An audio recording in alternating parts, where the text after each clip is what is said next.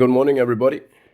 Why do I make videos? Because I can't watch anything else at the moment, which is really a strange experience. I don't know. I can't watch the most stuff. I can't watch it anymore.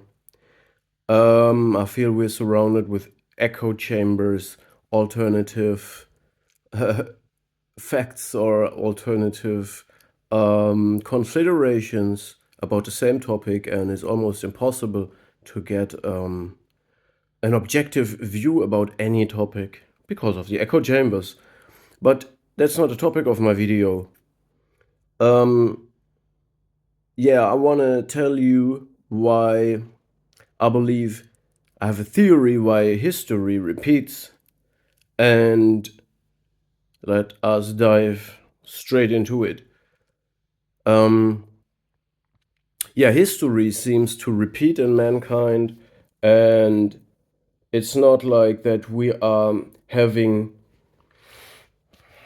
Yeah, it's just a point of view, right? In some way, we could say we have some form of growth towards civilization or some higher goods or whatever, but I see these strong patterns of repetition in history and not really objectively a growth. It's most of the times the idea of growth or evolving, developing, ascending is most of the times a fantasy, a delusion, a grandiose, false self-perception probably. So in other words, sometimes we think that what we do is progress, but it's really not, or it leads into just the beginning of a new end that throws us back again anyway. So yeah, history repeats, and the reasons for that. Let me begin with myself right now, right here. One of the reasons is blaming, and I am blaming now in some way.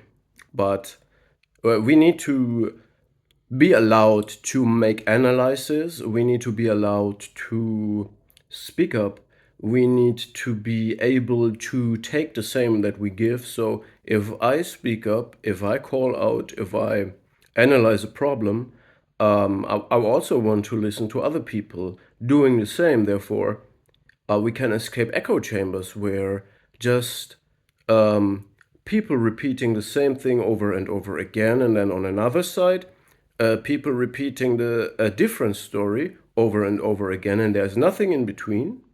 There is silence in between. So we have two alternative versions of narrations, and each echo chambers do not listen to each other. So we need more diversity, and less polarization in opinions. Yes, sir. That's the same with the principle of life. We need diversity in genetics. We don't need some stupid All right. Anyway, now, first reason why history repeats. Blaming is part of the problem of this, but probably not the main reason. Of course, I blame it on narcissism and psychopathy. I think this is the real systemic problem that is really all pervasive. Narcissism and psychopathy is all pervasive, both in the individual as well as in everything the individual touches or communicates. So let's say you are a healthy person, acting, living in reality. You start communicating with a narcissist that is 100% self-absorbed and also absorbs you into his internal wasteland and creates a shared fantasy that again the person projects on reality, which creates a fantastic space around the narcissist. And again, we're living in the man world today is highly consisting, and to a high percentage consisting out of fantastic spaces filled with manipulated symbols. We know this is a concept to explain the man-made world. So it's all pervasive, okay? You can't drag a narcissist into reality. He will collapse if you do, but they drag you in. relentlessly, like a vacuum cleaner, a robotic vacuum cleaner that tries to get above the edge of the carpet, relentlessly, relentlessly, relentlessly. One day he will do it and drag you in into competitive thinking, into splitting, in hyper competitiveness, and so on. And you can't teach them anything, you can't heal them, you can fix this. All right, now, so we have one problem was blaming, and the other one is the nature of narcissists not living in reality and dragging other people into their realm of fantasy. Time for coffee. So what's the main reasons now why it repeats? I believe it is because, yes, we have the psychological way to describe narcissists as a fully fledged personality disorder rooted in childhood trauma, dysfunctional parenting, whatever, and is a real problem to cure. So, in other words, this person is most likely to be the way in the post-traumatic condition for the rest of their lives. But I don't want to take away the hope for healing and change in any individual here. Okay, now the next, but narcissism also can be seen as a tendency, as something that is not so distinct. I told you right now the clinical criteria and the fully fledged diagnosable narcissist or psychopath. But it is also a spirit, it is also something that is more elusive and can appear and vanish, is more like a spirit. And this is because it's in everybody. In every human being has the potential for it. Every human being went through the narcissistic phase in childhood, and just the real in-your-face narcissists have been disrupted in a way that it just shows so much. But we have a lot of subclinical narcissists. We have the dark tetrad, dark pentagram personalities, which I briefly and not very precisely describe as the DSM-5 or cluster B personality disorders that are subclinical, so they are not diagnosable, but they are still there. And also, again, everybody carries the narcissistic potential in the psyche. So we might have some very stable personalities that are very educated, very matured, have done a lot of shadow work and whatnot, highly individuated individuals, and these people are maybe very stable and can go through a lot of manipulation and seductive fantasies without being corrupted by them too much. In other words, they are highly reflective about their own narcissistic and psychopathic tendencies, and can hold on to their moral compass and identity core and empathy, which are features that are mutual exclusive to narcissism and psychopath. In other words, if you have a moral compass, if you have principles, if you have empathy, if you have a identity core,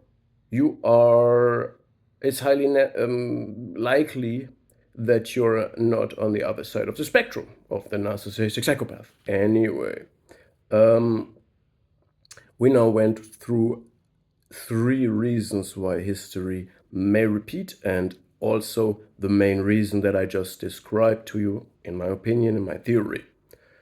Yeah, we are now at the point describing narcissism and psychopathy as a spirit. Well, what do I mean with this? Let me clarify this and go into deep It means that when a person is getting attention, a lot of attention, this is the goal of a narcissist. So narcissists do everything in their life to get a lot of attention. So, and when they get attention, their grandiosity is fueled from this, okay? Attention is what they feed off. On the other hand, when you are abused, if somebody takes advantage over you, this form of abuse in most cases is only possible when you're dependent to someone. Otherwise you wouldn't let him abuse you unless you're masochistic. Anyway, you must be in an abusive cycle and you will be immersed in a shared fantasy construction around it. It's part of the abuse. And no matter why the abuse happens, when you are strongly abused and immersed in a fantasy, it's highly likely that this also triggers narcissistic tendencies in you, because fantasy is a feature of narcissism, a malignant fantasy. And it's also a defensive reaction for rejection and idealization. And part of the abuse will be probably both. One will be dominant. It's rather that you get idealized very much, which is abuse, or you get rejected and humiliated, stonewalled. Somebody puts you in a place that you are dependent of the person, and then they pretend you not exist anymore. And this is a form of humiliation and rejection. So the person projects, basically, in this case, on you the feeling that created the personality disorder in them. And no matter whether you're successful, you're on top of the game, or you're on the receiving end of an abusive circle, your narcissistic tendencies will be triggered and increased. And unless you're a very resistant, resilient person, it will influence you and make you more narcissistic or psychopathic. So when we look at this in a greater scale on political world, entertainment, the whole society, social structures, it means there are people in the middle. Most of the people, majority is in the middle. We're not on the bottom, we're not on the top. These people naturally are less narcissistic and psychopathic because they don't get hardcore abused or hardcore attention. So what do we see in the news, in the entertainment industry? Always only the top end and the low end. Both these are infiltrated by this, not only by narcissists and psychopaths that end up infiltrating spaces where they can find power for the psychopath or attention for the narcissist. So they infiltrate both the low-end competitive victimhood industry, let me call it industry, and the top-end highly competitive power structure industry. All right? So for attention, the narcissist; for power, the psychopath. In a team, unbeatable. One cat person, one grin person, to refer to the concept of Samvaknin about fantastic spaces filled with manipulated objects, a video from Samvaknin, all right, where he describes unbeatable teams of narcissists, grin people, highly charismatic, can manipulate the place where they are, the 3D world plays, and everybody in the room. Quick example of this could be an artist like maybe Kanye West, and in the background there is someone who is colder, more strategic, has more impulse control, is more goal-oriented, and is not about the attention but about power. And this could be maybe a person like P. Diddy, I don't know.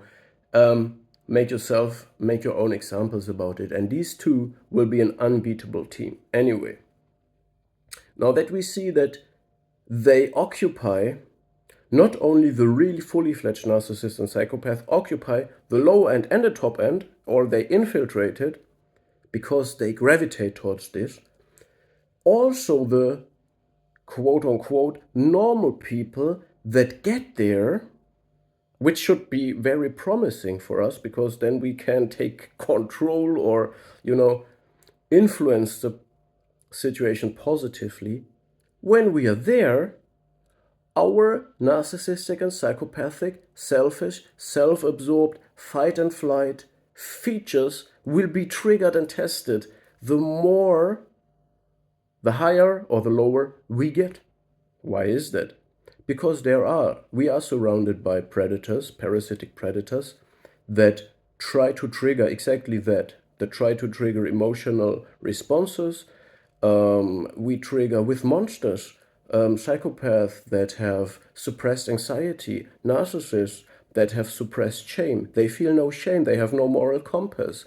They don't care about you, and they try to put you in a highly competitive circle. They are after your emotional responses. They try to destabilize you. And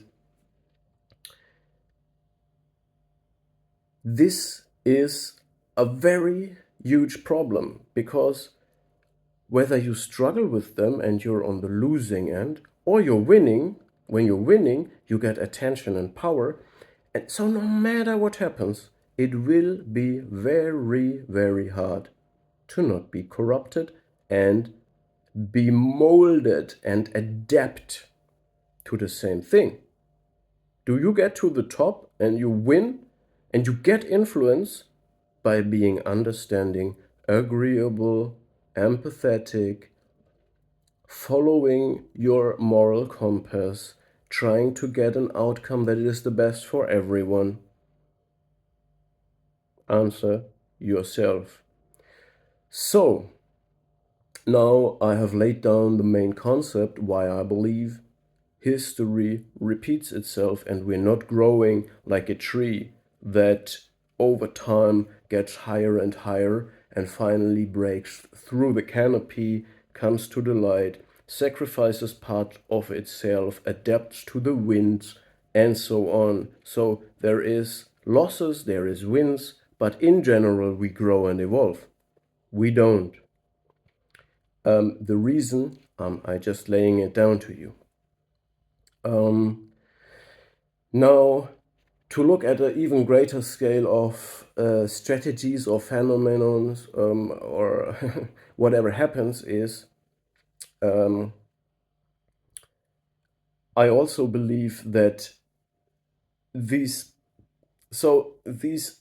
things, all right, narcissism and psychopathy are self-defeating strategies. Narcissism probably a little bit more than psychopathy, but none of them is good for human living people that want to live in a social, healthy environment, okay?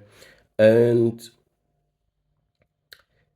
I believe that wherever a system meets limits and goes into one extreme, I told you, now I have to really make a little bit steps without explaining everything again, otherwise this video gets too complicated.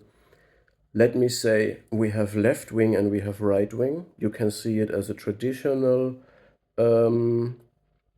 description. You can ask ChatGPT what is left wing, what is right wing traditionally. Maybe you know it.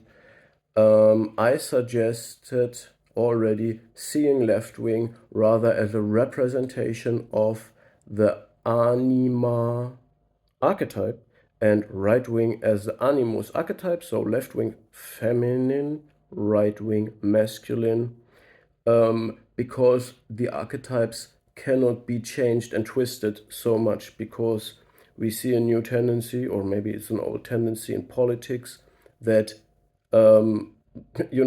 what we would think is left wing starts, or to to play with the narratives and say, this is, so they play with left and right, and nobody knows anymore what is left and right then. Um, and therefore, archetypes would help. But as we know, the newest trick is also try to deconstruct even the genders and archetypes. So then we would be left with nothing to even hold on anymore. And this would be absolute chaos. And as we see clearly, we human beings are not ready to live in the freedom of recreating everything from complete scratch without anything to hold on. We can't do this. So I would suggest rather to look at what is the feminine in nature and what is masculine in nature. What does the hormone testosterone do to animals? What does oxytocin do to animals? How are female matriarchs, if you want so, orcas, e.g., or how do female animals take care of the social structure around them? How do masculine animals take care of the structure? And from this we can extract the essence of this. Okay, I try to keep it as short as possible. Now, so we have left and right wing politics, okay? And one of the sides gets too dominant and oppresses everything else. This leads to revolution. Revolution means people can't take it anymore. Young people, strong people, resilient people start to rise up. A revolution happens. This happened in human history very many times, whether it's slaves or the working class or whatever is suppressed now wants to break free and generate so much momentum and energy that it throws over the present power structure. The problem is, in this moment, as the power is rising in the oppressed part, a new ideology is already created, and most of the times, guess what?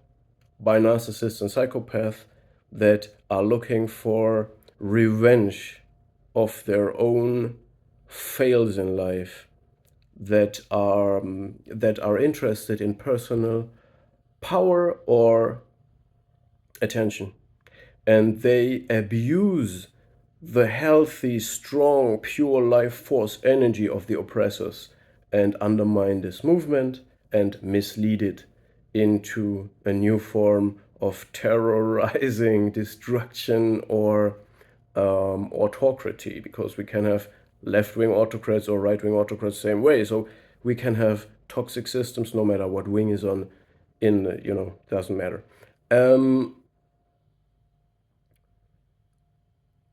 So, yeah, one example for this, in my opinion, and I'm not the political guru here, but one thing in my opinion is that Marxism, Marxism is written by a covert narcissist and is a revenge and a blaming capitalism for everything, and is rather trying to justify immature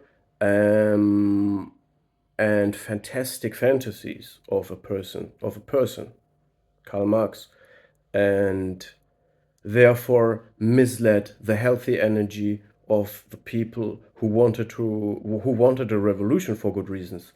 But this is just my opinion and an example. If you don't like this example, you can try to find your own examples for this mislead and abuse of very healthy, strong, revolutionizing energies. Another reason why history repeats and we are not growing, and this is the end of the video, I'm sorry for torturing you so long, is that politicians and systems, people in power, tend to split, which means they say all good, all evil. So they say I am all good, the opposition is all evil. And let's say there is a period where a certain party had the most influence. They make changes, they build up things, they abolish things, they build up things, they generate things. One more problem, they make debts. They make debts, financial debts. And then there's a revolution, another party comes to power. What they will say is the party that was before us is all bad. We abolish everything they did, and to build up something new, we make more debts. So debts double. The first party makes debts, the next party also makes debts, and the new party abolishes everything the other one has generated, and then they want to generate something new and they build up something new.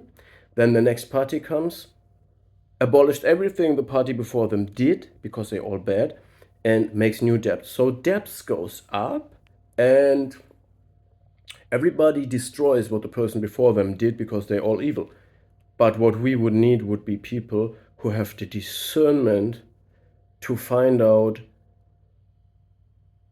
what is the good in the people before me. What did they good? Because maybe they did something good, and we can try to work with this and not always destroy everything, because it's so hard to build up.